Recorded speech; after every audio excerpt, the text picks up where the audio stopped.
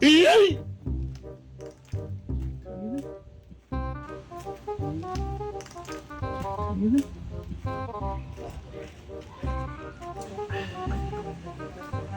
mỏ.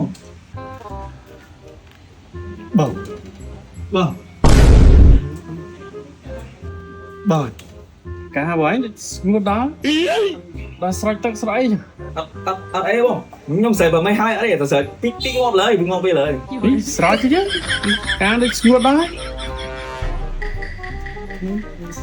Cả ngút đó sạch tắc sạch đi. Cái gì đó.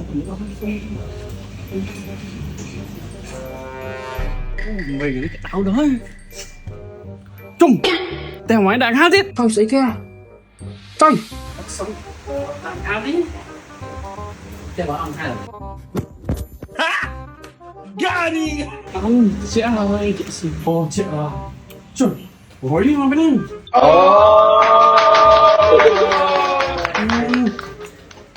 Sợ rồi. Mong men rồi. Mẹ sợ rồi rồi. Ăn đánh không nhá. Miền Nam bóng ăn miền tệ rồi. Vem, ra đây. Ui ơi, miền tệ. Thôi. Được.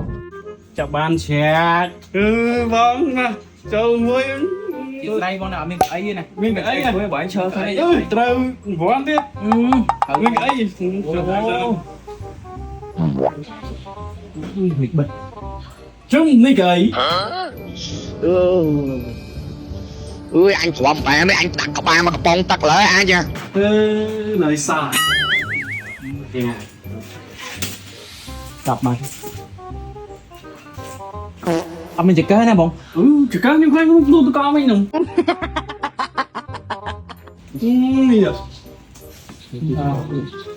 Gặp mà đây. Mà xét mua thiệt ơi.